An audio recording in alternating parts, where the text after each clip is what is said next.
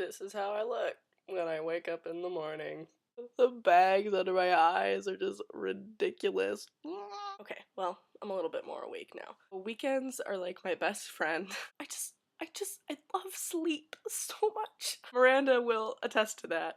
Oh my gosh, it is impossible to choose which book for this. I have like a giant stack of books here that have influenced my life, so I'm just gonna start. Screwtape Letters. I read this at the beginning of my senior year of high school. It's kind of changed the way that I thought about religion, about my faith. C.S. Lewis is such a deep thinker, and I know, Olivia, like, you have some issues, but this kind of pushed me a little bit. Also, Godric was another book that I read for the same class, AP English, which is just an incredible book. It's about this guy who's a saint. He keeps insisting, like, I am not a saint. Like, look at all of these things that I have done. And it just kind of makes you realize, like, wow, all these people who are saints are actually just people. Walden by Henry David Thoreau. I read this at the end of my senior year, and then I went and took a trip and went to Walden Pond. It just makes me think about living simply and being close to nature and what that means. Suffering by Dorothée Zerla. This kind of just goes along with that whole class that I took. How can I reconcile what I believe with suffering in the world? This book kind of changed my life, even though it has a very grim title. Arguably the most influential book in my life, Love Wins by Rob Bell, which I'm sure I have talked about before. This was the first book that really got me thinking about heaven and hell and those concepts and about what that means and how often that's misunderstood. It started this chain of events that made me into the supremely liberal theologian that I am today. Oh my gosh, if you are into any kind of theology at all, it's really conversational, just like the way it's formatted is just like him like talking. He's from around here.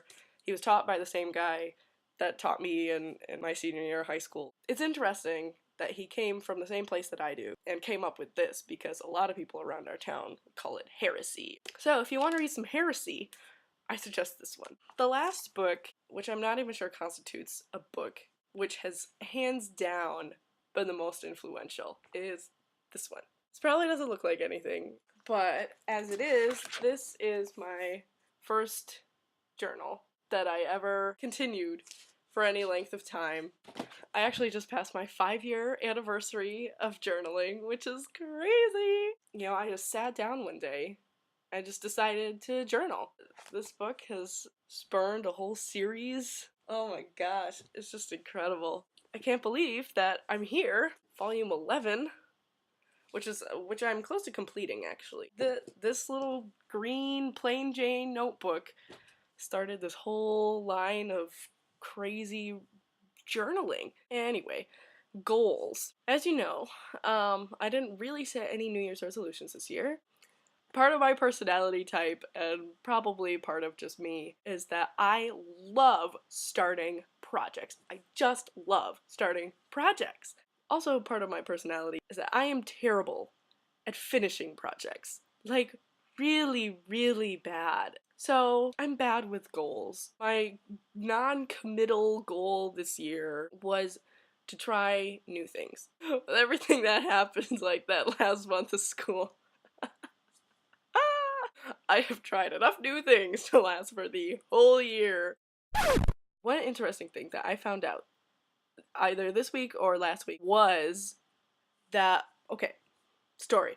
My mom was taking my grandpa out for some ice cream. He was eating the ice cream and he got some like on his hand. So he like wiped it off with a napkin and it was kind of like really bothering him. And my mom was like, Dad, can I get you like a wipe? And so she gets him this, wet wipe. He cleans his hand or whatever, but there's like still like a little bit of like something on there. And so my mom's like, do you want another one? And he was like, mm-hmm.